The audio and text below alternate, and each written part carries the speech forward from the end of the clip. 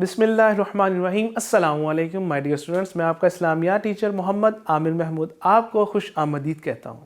آج ہم آفاق کے پلیٹ فارم سے آفاق سن سیریز کی اسلامیات گریڈ 4 کا سبق نمبر 18 پڑھیں گے۔ آج کے سبق میں ہم باب چہارم اخلاق و آداب میں سے سبق سادگی پڑھیں گے۔ آپ نے ویڈیو لیسن مکمل توجہ کے ساتھ غور سے سننا ہے، دیکھنا ہے، سمجھنا ہے، تاکہ جب یہ کمپلیٹ ہو تو آپ اس قابل ہو جائیں کہ سادگی کا مطلب اور مفہوم سمجھ سکیں، سادگی بناوٹ اور تکلف میں فرق سمجھ سکیں، سادگی کے فوائد و ثمرات سے آگاہی حاصل کرنا، عملی زندگی میں سادگی اپنا سکیں اور نمود و نمائش سے بچ سکیں۔ مائی ڈیئر اسٹوڈنٹس،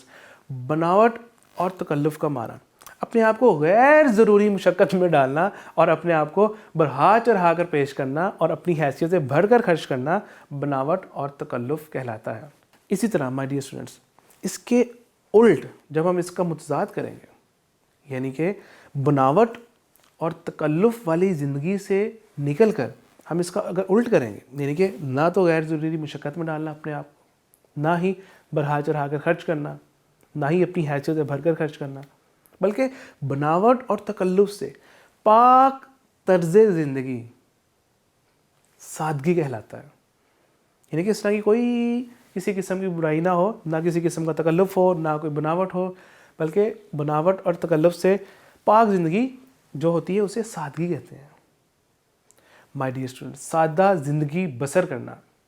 سادہ غذا کھانا، کھانے پینے کی چیزیں سادی ہوں، لباس سادہ ہو، سادہ رہن سہن ہو۔ اسی طرح سادگی کیسے اختیار کی جائے، اس میں مزید چیزیں ہیں کہ فضول خرچی سے بچا جائے، بلا ضرورت خرچ کرنے کو روکا جائے، صرف ضروریات پر ہی اکتفا کی جائے، جو ضرورت کی چیزیں وہ خریدی جائیں، ایسے بلا ضرورت یہ بھی لے لیا وہ بھی لے لیا، اس عمل سے بچیں۔ دکھاوے سے پرہیز کریں کہ صرف دکھانے کے لیے اپنے آپ کو چیزیں اپڈیٹ کر لینا، آئی فون 16، آئی فون 17 اس طریقے سے کہ صرف دکھاوے کے لیے۔ اسی طرح مائی ڈیئر اسٹوڈنٹس، بناوٹ سے اپنے آپ کو بچائیں کہ جھوٹے طور طریقے امپریس کرنے کے لیے لوگوں کو۔ اسی طرح بے جا رسم و رواج سے بچیں کہ جن رسم و رواج کا کوئی تعلق نہیں ہے، نہ تو اس میں سے کوئی دنیاوی فائدہ ہے نہ کوئی دینی فائدہ ہے، وہ ایسے جو چلتی آ رہی ہیں رسمیں، ان سے اپنے آپ کو بچائیں۔ غیر شرعی اور غیر ضروری رسموں سے ہر ممکن کوشش کریں بچنے کی۔ حسد سے پناہ مانگیں،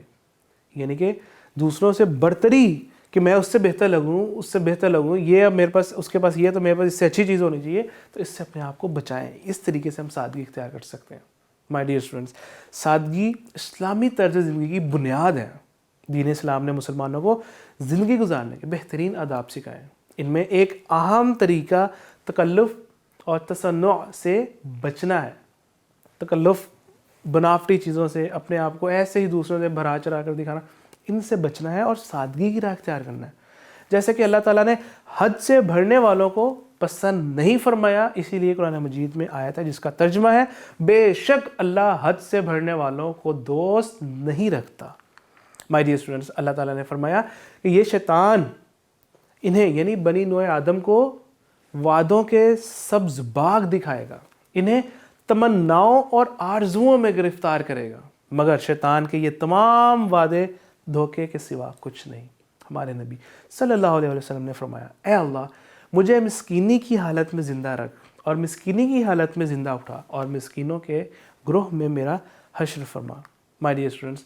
سادگی کا مقصد کیا ہے کہ انسان دنیا کی محبت سے بچے، کہ ہر وقت اس کے لیے دنیا دنیا نہ ہو، میں یہ بھی حاصل کر لوں، میں یہ بھی حاصل کر لوں۔ اسی طرح نیت پاک صاف ہو۔ سادگی سے جب انسان سادگی اختیار کرتا ہے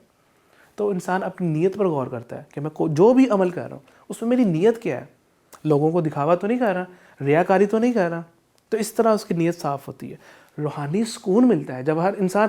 ہر کام اپنا اللہ کی رضا کے لیے کرتا ہے اور لوگوں سے بالکل اپنے آپ کو کنارہ کش کر لیتا ہے کہ میری نیت میں لوگ شامل ہی نہیں ہے کہ میں فلاں سے اچھا لگوں، فلاں سے بہتر لگوں، فلاں کو جیلس کروانے کے لیے یہ کام کروں۔ تو جب انسان اس طرح کی تمام کاموں کو ترک کر دیتا ہے اور صرف ہر کام اپنا اللہ کی رضا کے لیے کرتا ہے، سادگی سے زندگی گزارتا ہے، تو وہ اس کو روحانی سکون ملتا ہے۔ ایک دفعہ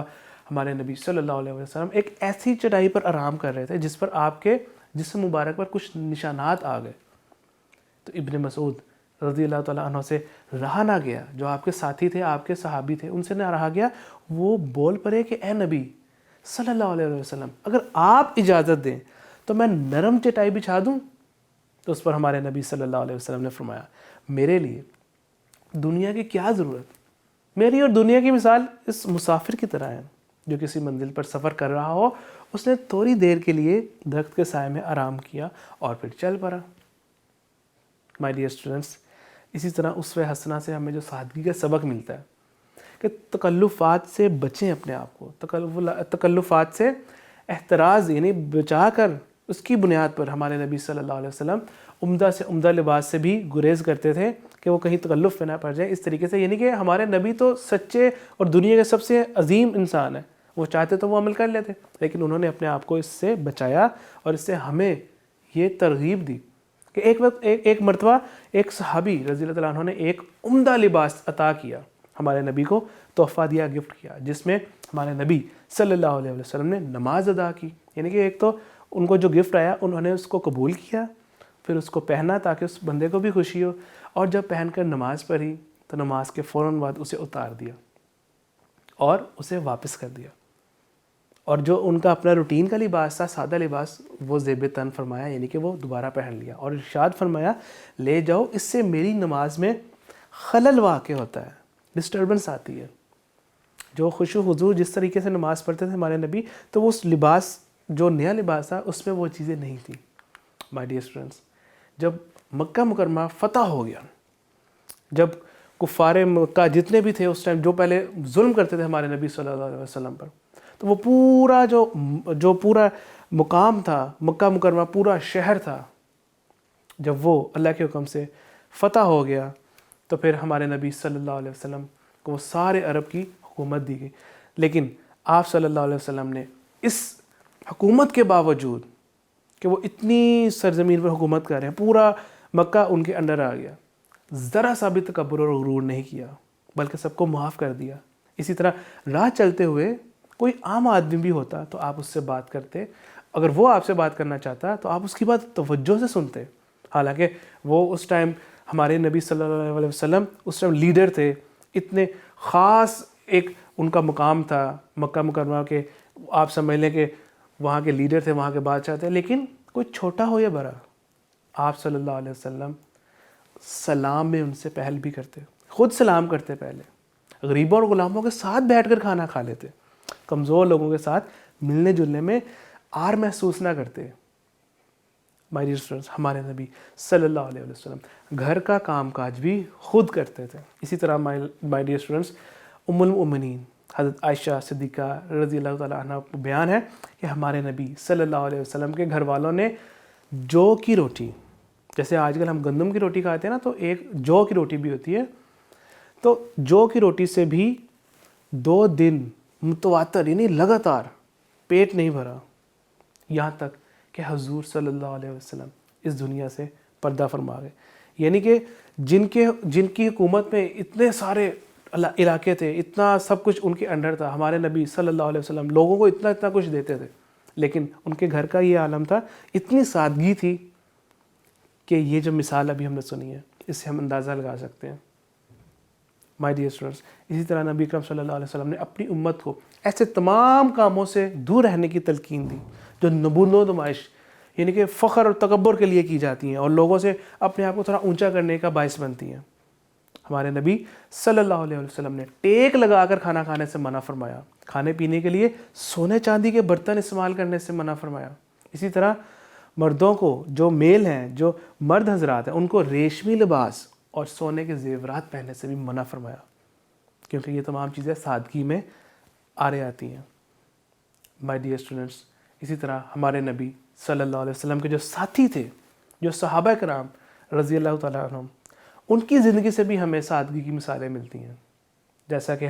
ہمارے جو پہلے خلیفہ تھے مسلمانوں کے، حضرت ابوبکر صدیق رضی اللہ تعالیٰ عنہ،